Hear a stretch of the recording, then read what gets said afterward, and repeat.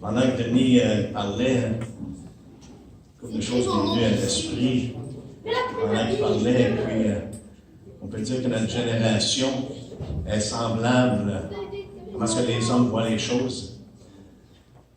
Elle est semblable à des enfants qui allent à l'épicerie et qui pensent que le lait, ça vient de l'étagère. La viande, ça vient de l'étagère. Ils pensent que tout vient de l'épicerie. Ils ne réalisent pas que ça vient de quelque part d'autre. Mais pour eux, ils sont tellement habitués, ils allent dans une épicerie, mais c'est là que ça se trouve.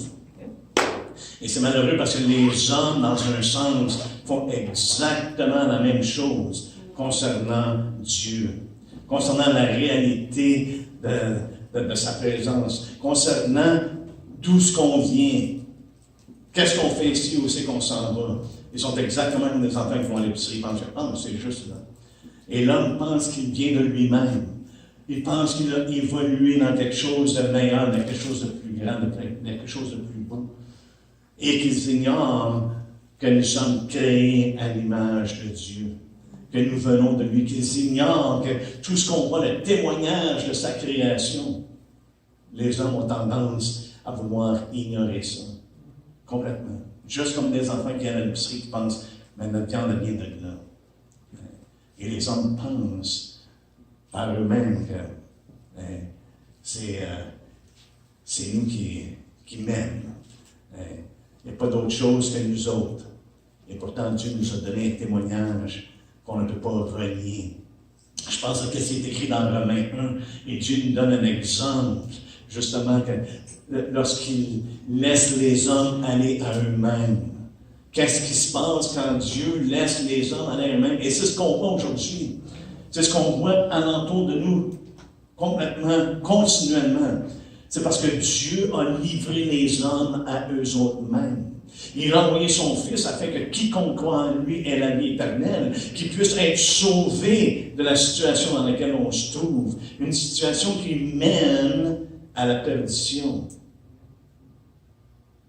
Et lorsqu'on regarde alentour, on voit toutes les choses qui se passent en ce moment et la déconstruction du bon sens. Hein? Dieu nous a donné conscience, Dieu nous a donné un bon sens.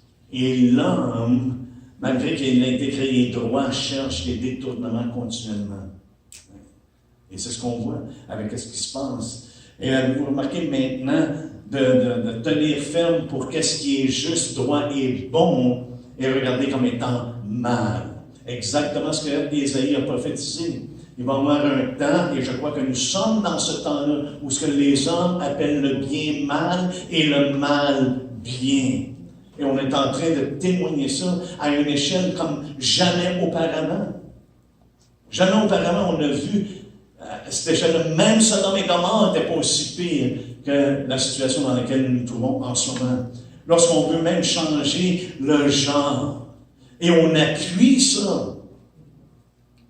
Je vais juste vous lire quelques versets dans Romains 1, juste pour nous donner une idée. Ça nous dit au verset 18, Romains 1, 18, ça nous dit « La colère de Dieu se révèle du ciel contre toute impiété et toute injustice des hommes, qui retiennent injustement la vérité captive. » Ils ne veulent pas que la vérité sorte. Et on voit ça continuellement. Ils ne veulent pas que la vérité sorte. Car ce qu'on peut connaître de Dieu est manifeste pour eux. Pour tous et chacun, c'est manifeste. On a juste besoin de regarder à la création ce que Dieu a créé, ce qu'il a fait. Dieu ne leur ayant fait connaître. En effet, les perfections invisibles de Dieu, sa puissance éternelle et sa divinité se voient comme à l'œil nu depuis la création du monde, quand on les considère dans ses ouvrages. Ils sont donc inexcusables, car ayant connu Dieu, ils ne l'ont point glorifié comme Dieu et ne lui ont point rendu grâce, mais ils se sont égarés dans leurs pensées. Et leur cœur sans intelligence a été plongé dans les ténèbres. Est-ce qu'on peut dire que les hommes se sont égarés dans leurs pensées? Bien. Pour dire qu'on a combien on est rendu avec combien de genres de nos jours, c'est incalculable maintenant. Il y en ajoute continuellement. Ils font rien qu'ajouter des lettres au LGBTQ. C'est pour ça qu'ils mettent un plus. Hein? Leurs pensées se sont égarées complètement. Et leur cœur démontre qu'ils sont sans intelligence. Ils ne sont même pas capables de voir que qu'est-ce qu'ils font la promotion de est incohérent. Ils ne sont même pas capables de réaliser que c'est une stupidité de la plus grande ampleur. Leur cœur, sans intelligence, a été plongé dans les ténèbres. Se vantant d'être sages, ils sont devenus fous. Ils ont changé la gloire du Dieu incorruptible en image représentant l'homme corruptible, des oiseaux, des quadrupèdes et des reptiles. C'est pourquoi Dieu les a livrés à l'impureté. Voyez-vous, lorsque Dieu livre l'homme, il s'en va vers l'impureté.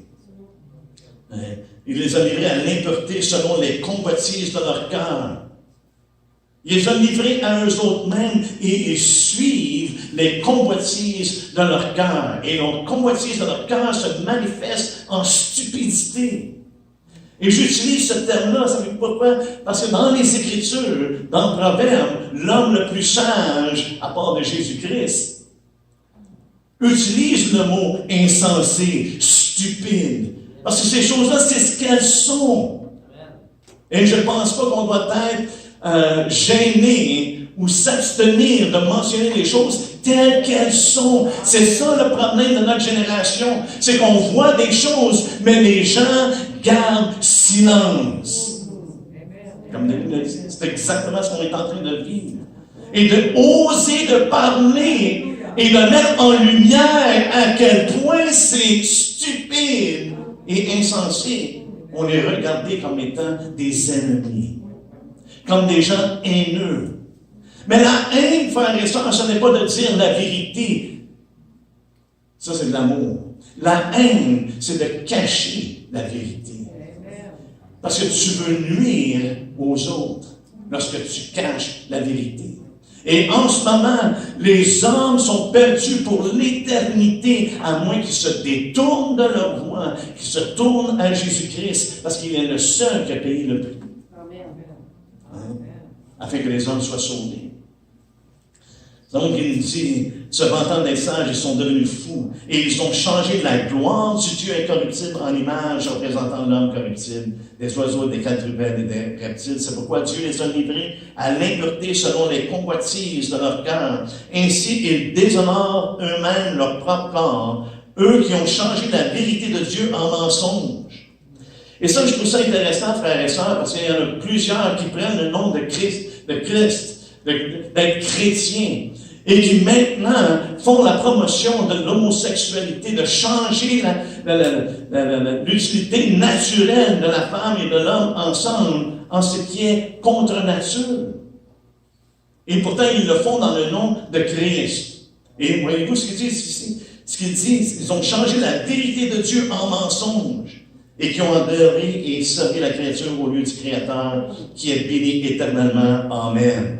C'est pourquoi Dieu les a livrés à des passions infâmes. Mais plus ça avance dans ce qui est plus corruptible, ce qui est corrompu.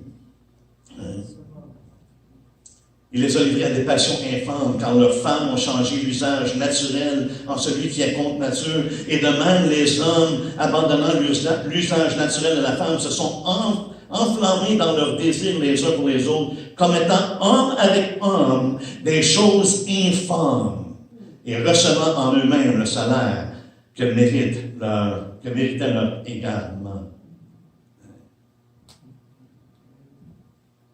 Il y a un prix qui est rattaché. Il y a un prix qui est rattaché. Mais Dieu, dans son amour, ne veut pas que les hommes demeurent dans ces choses-là. Mais il nous montre à quel point que lorsque les hommes prennent les rênes, lorsque les hommes font à leur tête, jusqu'à où ça va aller, jusqu'à où ça peut aller. Et maintenant, on renie même qu'il y a hommes et femmes. On est rendu pas mal loin, n'est-ce pas? Verset 28, ça nous dit, comme ils ne se sont pas souciés de connaître Dieu. Est-ce que ça marque notre génération? Hein? Ils ne se sont pas souciés de connaître Dieu. Une des choses que Dieu veut pour les hommes, c'est qu'ils le connaissent. Jésus, lorsqu'il a prié, il dit, Père, hein, la vie éternelle, c'est de te connaître toi et celui que tu as envoyé.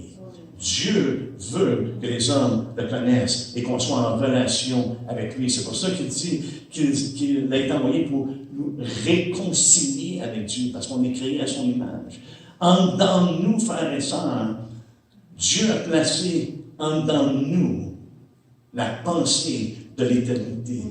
Il a placé en dedans de nous la connaissance qu'il y a quelque chose au-delà de qu'est-ce qu'on voit avec nos yeux. Il n'y a pas de plus. Et c'est ce qu'on veut partager, frères et sœurs, parce que j'apprécie ce que Denis a mentionné. C'est pas le temps de garder silence. C'est le temps d'ouvrir la bouche et de le faire avec compassion, de le faire avec amour pour les gens. Hein? Parce que soit on croit ce qu'on croit, que c'est vrai, ou mais non, ce qu'on croit ne sert à rien. Nous sommes, Paul dit, les plus misérables des hommes. Si notre espérance en Christ est seulement dans cette vie. Hein? C'est la vérité que nous avons et c'est la vérité que nous devons communiquer. Et Paul nous dit de le faire avec amour.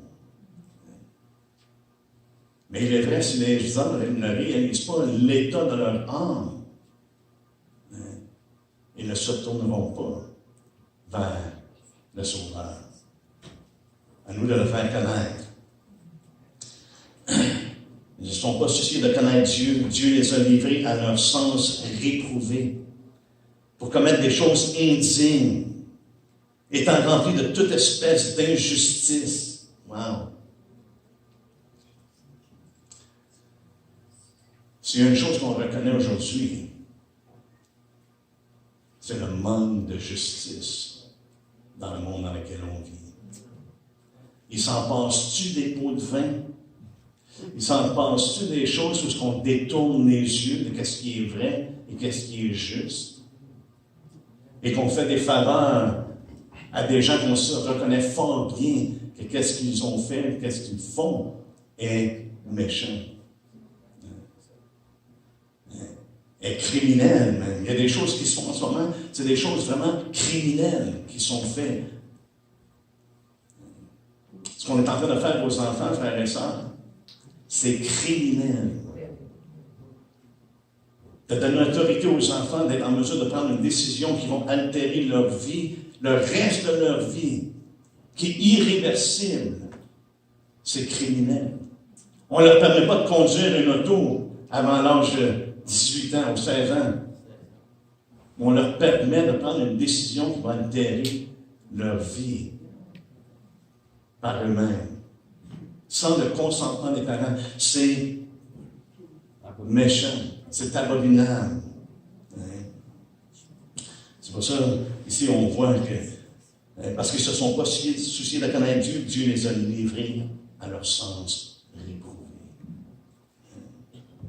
Pour commettre des choses indignes, étant remplis de toute espèce d'injustice, de méchanceté, de cupidité, de malice, plein d'envie, de meurtre, de querelles, de ruse, de malignité, rapporteurs, médisants, impies, arrogants, hautains, fanfarons, ingénieux au mal, rebelles à leurs parents, dépourvus d'intelligence, de loyauté, d'affection naturelle, de miséricorde.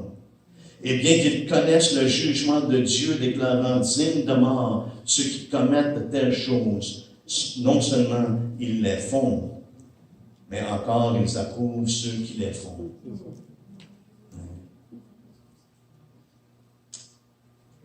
Ils approuvent ceux qui les font. Et c'est ce qu'on voit aujourd'hui. Et savez-vous quoi? C'est qu'ils veulent forcer. Ils veulent forcer tout le monde d'approuver ce qu'ils font. C'est ce qu'on est en train de vivre en ce moment. C'est qu'ils veulent forcer tout tous les gens d'approuver ce que ces personnes-là font. Et c'est ce qu'ils vont faire à l'école. On va s'assurer qu'ils ne parlent pas contre ces choses-là. On va s'assurer qu'il n'y ait plus rien qui va empêcher l'agenda des hommes. On sait que le monde entier est sous l'emprise de Satan. C'est clair. Ce monde, dans un sens, est son royaume. Et tout le monde est sous l'emprise de Satan. Et on voit la manifestation de ses œuvres, qui est toujours à l'encontre de Dieu. Et son but, c'est de mettre en silence Dieu et de s'élever afin que les hommes le suivent et l'adorent. En ce moment, les hommes sont en train de le suivre.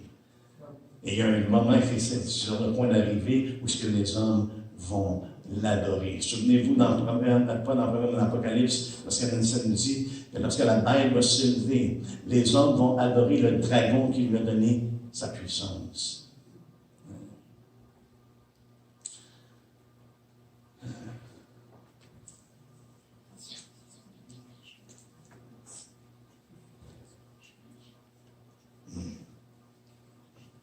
Malgré qu'ils connaissent le jugement de Dieu. Mais comment connaissent-ils le jugement de Dieu, frères et sœurs? Comment connaissent-ils le jugement de Dieu? C'est par l'Esprit de Dieu. Dieu ne condamne pas. Jésus n'est pas venu pour condamner le monde. La parole de Dieu est très claire là-dessus. Mais il dit, ma parole que je vous parle, c'est elle qui va vous juger. Et Jésus a parlé clairement concernant la situation de l'homme. Et c'est pour ça qu'il dit, je suis venu chercher les pécheurs. Il est venu chercher afin de sauver. Comment est-ce qu'ils connaissent le jugement de Dieu? Par l'Esprit de Dieu. Et où est l'Esprit de Dieu? Il habite dans son Église. Il habite en nous. On doit ouvrir la bouche pour faire connaître réellement qu'il y a un temps et un moment que tous les hommes vont avoir à rendre compte à Dieu. C'est là ce qu'on en est. Et Jésus nous a dit de ne pas s'inquiéter. De ne pas s'inquiéter, qu'est-ce qu'on va dire? Pourquoi? Parce que l'Esprit de votre Père, c'est lui qui va parler à travers vous. Et je pense pour ma part, personnellement, c'est pratiquement aussi abominable de s'abstenir d'avertir les hommes du jugement à venir. Amen. Certes, ce n'est pas quelque chose qui plaît à Dieu. Paul le dit, Dieu a ordonné à tous les hommes de se repentir. Que les hommes se repentent dans tout lieu. Et il a donné une preuve par la résurrection que le jugement allait venir. Dieu va juger les hommes. Et aussi terrible que ça peut nous sembler à nos oreilles, que Dieu, Dieu est amour, Dieu est amour. Certes, il ne ferait pas ces choses-là. Dieu a donné en masse d'avertissements. Il a dévoilé son amour, il l'a prouvé en envoyant son Fils, frères et sœurs. On a besoin de faire connaître. Là, je ne suis pas dans l'alentour d'assommer les gens, ça tête, mais de ne pas se retenir de parler de la vérité, de la proclamer. Qu'est-ce que Jésus nous a dit avant de quitter? Il dit, allez et faites des disciples de toutes les nations. De toutes les nations. Et de leur enseigner tout ce que je vous ai prescrit. Et une des choses que le Seigneur a prescrit, frères et sœurs, c'est la repentance. Que tous les hommes ont à se repentir. Pourquoi? Parce qu'on est tous coupables. On n'est pas mieux que les autres. On a obtenu miséricorde. Nous avons trouvé grâce. Dieu nous a fait grâce en son Fils, Jésus-Christ. Alléluia. Ça, c'était juste pour... Et ça vient me chercher parce que je vois qu'on avance dans un temps de plus en plus ténébreux. Et des fois, on se demande qu'est-ce qu'on peut faire. Qu'est-ce qu'on peut faire? La chose qu'on peut faire, c'est d'ouvrir la bouche. Je ne pense pas qu'on a besoin de prendre l'épée. On n'a pas besoin de prendre l'épée, d'aller manifester, faire toutes sortes de choses. Le Seigneur Jésus ne nous a pas enseigné de faire ça. Il nous a enseigné d'aller et de témoigner. Aller et de prêcher. Parce que notre combat n'est pas naturel. Notre combat est spirituel. C'est ce que Paul a enseigné. Il est spirituel. Même Jésus nous a mis en garde qu'il va y avoir un temps où les hommes vont vous haïr. Mais il dit, faites-vous-en pas. Ils vont haïr en premier. Juste le fait qu'on porte le nom de Christ, les hommes vont nous haïr. Pourquoi? Parce qu'on est mieux qu'eux autres? Ou qu'on passe notre temps à les condamner? Non. Parce qu'on met de l'avant la vérité. Et comme Jésus dit, il n'était pas venu pour condamner le monde, mais il dit, ma parole, c'est ce qui va éventuellement vous juger. C'est la même chose pour nous. C'est qu'on met la parole de Dieu, on élève la parole de Dieu, on élève l'Évangile, qui est la parole vivante. On élève ça, et les hommes, malheureusement, il y en a plusieurs qui vont non seulement rejeter cette parole-là, mais ils vont rejeter ceux qui la proclament. Mais on se doit d'être fidèle au Seigneur. Les apôtres ont subi quoi? Des persécutions. Pour quelle raison? Parce qu'ils portaient le nom de Jésus-Christ. Mais même à travers ce qu'ils ont souffert, ils ont trouvé que c'était un sujet de gloire et se sont réjouis parce qu'ils ont été trouvés dignes de souffrir pour Christ. Le problème de l'Église en Amérique du Nord, dans les pays développés, c'est que nous, on se glorifie de ne pas souffrir. On a tellement rendu l'Évangile comme étant une chose que Dieu veut simplement notre bien sur la terre. Oui, il veut notre bien. Oui, il veut qu'on nous bénisse. Mais cette bénédiction-là, frères et sœurs, n'empêche pas qu'on peut être persécuté. Et c'est pour ça qu'il nous a avertis d'avance. Mais on doit continuer d'élever l'étendard. Et l'étendard, c'est sa parole, c'est son nom, de l'élever, de le faire connaître de plus en plus. Comment les hommes vont savoir qu'ils ont besoin d'être sauvés? À moins qu'on leur proclame. Et comme je l'ai déjà témoigné ici, quand j'ai dit à mes parents, je suis sauvé, ils m'ont dit, sauvé de quoi? Mais le problème, c'est que les hommes ne réalisent pas l'état dans lequel ils sont. C'est un des plus gros problèmes qu'on fait face. Et en plus, en ce moment, tout ce que les hommes font, c'est de vouloir enlever tout ce qui les fait sentir un peu mal à l'aise. Et surtout, tout ce qui a rapport au vrai Dieu. Et je mets l'emphase sur le vrai Dieu. Parce qu'il n'y a pas de manque de Dieu dans ce monde. Il n'y a pas de manque de Dieu. Il n'y a pas de manque de religion. Il n'y a pas de manque de dévouement à toutes ces religions-là. Mais ceux qui veulent enlever, c'est le vrai Dieu. Et comment est-ce qu'ils font ça? Soit en se débarrassant de cette parole, soit en la manipulant faussement, en l'interprétant par l'intellect humain, en l'ignorant, en la jetant derrière eux. Mais c'est ce qu'ils veulent faire. Ils veulent enlever Dieu, le vrai Dieu, de la pensée. Ils veulent le faire disparaître de la pensée des gens. Imaginez-vous les jeunes aujourd'hui dans les écoles. Je ne peux même pas m'imaginer, au moins quand on était à l'école, il y avait un enseignement religieux, au moins qui avait pensé de Dieu, qui avait un vrai Dieu. Mais maintenant, ce n'est plus le cas. Les enfants n'ont aucune base qui ont été créées par Dieu et qui sont redevables à Dieu. Et qu'il y a un seul sauveur, un seul médiateur entre les hommes et Dieu. C'est Jésus-Christ. Alléluia. Eh bien,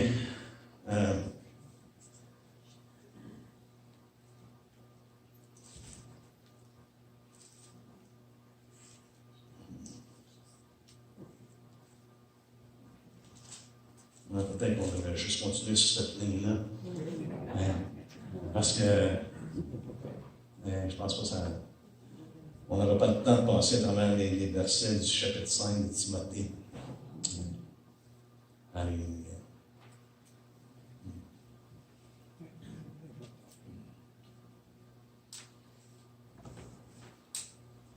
Merci Seigneur.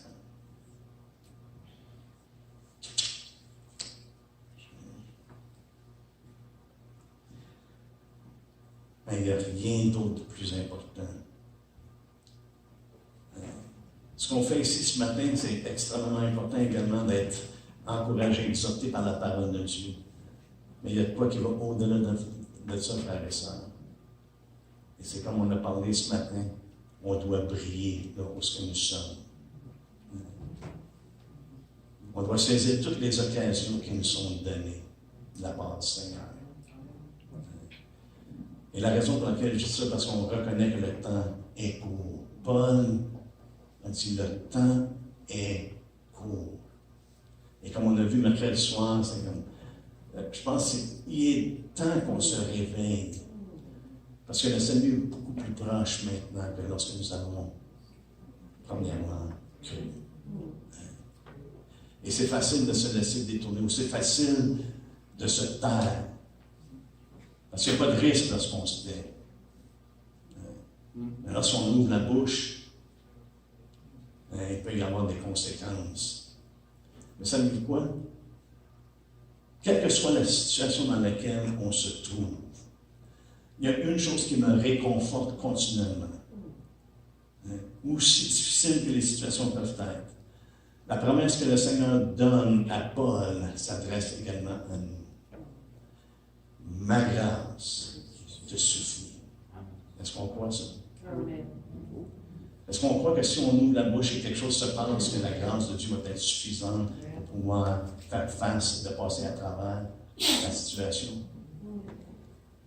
C'est pas de courir après le trouble. Je peux vous rassurer. Si vous ouvrez la bouche, vous désirez parler de Jésus, le trouble va vous trouver. On ne va pas le chercher. Mais en même temps, on ne peut pas s'empêcher de communiquer la bonne nouvelle. Parce que c'est une bonne nouvelle. Il est le seul qui donne la vie éternelle. Le seul. Qui d'autre, dans le monde entier, et dans tous les écrits qui ont été mentionnés, a dit, je suis le chemin, la vérité et la vie. Nul ne vient au Père que par moi. Donc on a de quoi de sûr, frères et sœurs. On a de quoi de certain. On a de quoi qui est digne d'être partagé. Allez. Ce matin, on va terminer cela. On va se lever ensemble. On continuera la semaine prochaine dans 1 Timothée 5. Et puis,